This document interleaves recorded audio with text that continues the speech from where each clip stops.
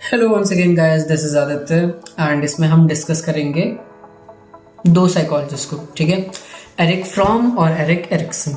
ठीक है, अब ये जो साइकोलॉजिस्ट हैं ये काफ़ी इन्फ्लुएंशियल है। ठीक है, दोनों हर बंदा यार बेसिकली क्या होता है ना, फ्रॉइड का जो रास्ता था, फ्रॉइड ने मतलब साइकोलॉजी इतना डेवलप इसलिए ही हो पाई है क्योंकि फ्रॉइड ने इतनी क्रेजी चीज़ें बोल दी थी। एवरीवन लाइक कि भाई ऐसा तो हो नहीं सकता, अब इसको डिस्प्रूव करने के लिए हमें नई थियरीज निकालनी पड़ेगी।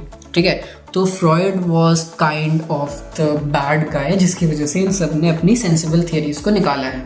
ठीक है, सो अब क्या सीन है फ्रॉइड का तुम्हें सबको पता है। फ्रॉइड ने बोला था कि हमारी पर्सनालिटी ज़्यादा बायोलॉजिकल और अनकॉन्शियस ड्राइव से चलती है, इंस्टिंक्ट्स, डिजायर्स, कॉन्फ्लिक्ट्स।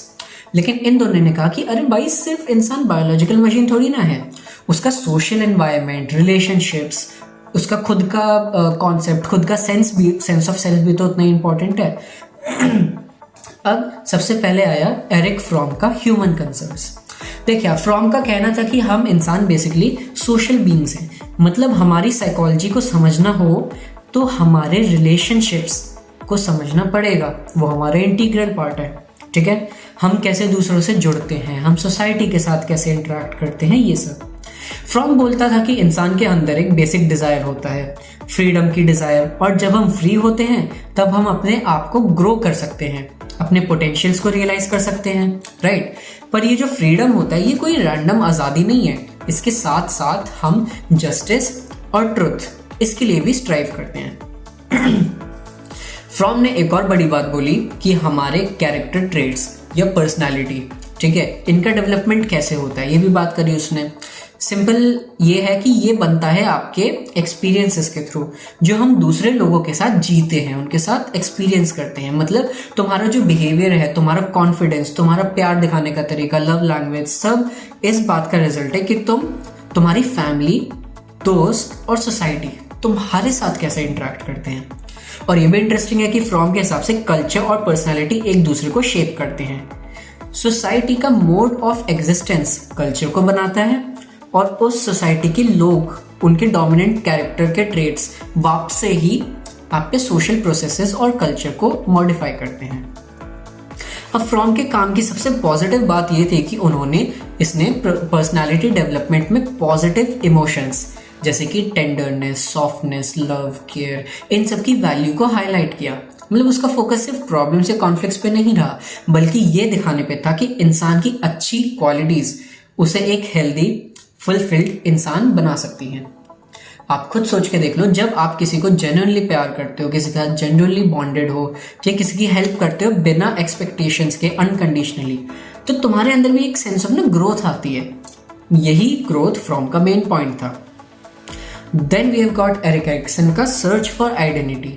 ठीक है, अब ये बंदा भी मतलब ये भी काफी इन्फ्लुएंशियल था। ठीक है, एरिक्सन ने बोला था इंसान का डेवलपमेंट एक लाइफ लॉन्ग प्रोसेस है, सिर्फ बचपन तक सीमित नहीं है, लिमिटेड नहीं है। और इस प्रोसेस का मेन हीरो है आपका ईगो आइडेंटिटी। ठीक है, मतलब हम कौन है, हमें क्या बनना है और हमारी लाइफ का क्या पर्पस है, ये सारी चीजें हमारे अंदर क्लियरली डिफाइंड होनी चाहिए अगर हमें ग्रो करना है तो।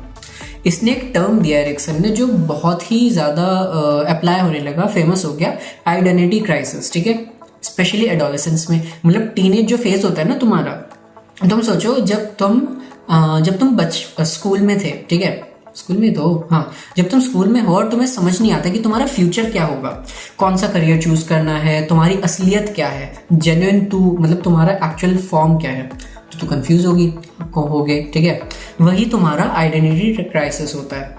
एरिक्सन बोलता है कि आपका एक सेंट्रल पर्सपेक्टिव और डायरेक्शन होता है जो कि आपको एक मीनिंगफुल सेंस ऑफ पर्पस देता है, राइट। एरिक्सन की थियरी ये भी कहती है कि हमारी पर्सनालिटी ना हर स्टेज पे इवॉल्व होती है, बचपन से लेकर बुढ़ापे तक। हर स्टेज पे एक चैलेंज होता है और अगर हम उस चैलेंज को सक्सेसफुली टैकल करते हैं तो हमारी पर्सनालिटी हेल्दी बन जाती है। जैसे बचपन में ट्रस्ट डेवलप करना, एडोलसेंस में अपनी आइडेंटिटी एस्टैब्लिश करना और एडल्टहुड में क्लोज रिलेशनशिप्स बिल्ड करना। ठीक है, ये हो गया। इसके बाद है आपका साइकोडायनेमिक थियरीज का क्रिटिसिज्म। अब देखो यार, जितनी बड़ी ये सारी थियरीज तुमने पढ़ी है ना, इनका क्रिटिसिज्म भी उतना ही इम्पोर्टेंट है। लोग कहते हैं कि साइकोडायनेमिक थ्योरीज का साइंटिफिक बेस वीक है, क्योंकि ये ज्यादातर ना केस स्टडीज पे बेस्ड होती है, और वो भी बहुत छोटे छोटे एटिपिकल सैंपल्स पे। ठीक है, मतलब अगर तुम 10 लोगों के केसेस देखकर सारे इंसानों के बारे में कंक्लूजन निकालो तो सही थोड़ी ना होगा यार। और दूसरी बात, इन थ्योरी के जो कॉन्सेप्ट्स हैं ना प्रॉपरली डिफाइंड नहीं है, इसीलिए उनको आप साइंटिफिकली टेस्ट भी नहीं कर सकते मेजरमेंट्स के through.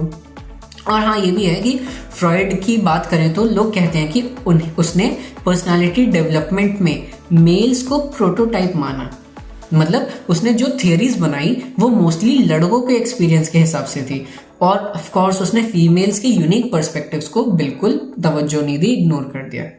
So you understand, from और एरिक्सन ये जो दोनों थे, इन्होंने इंसान को एक अनलाइक फ्रॉइड एक सोशल और इवॉल्विंग बीइंग के रूप में देखा, ना कि सिर्फ बायोलॉजिकल ड्राइव्स के पपेट की फॉर्म में। ठीक है, फ्रॉम ने रिलेशनशिप्स और लव पे फोकस किया, वाइल एरिक्सन ने आइडेंटिटी और लाइफ लॉन्ग डेवलपमेंट पे।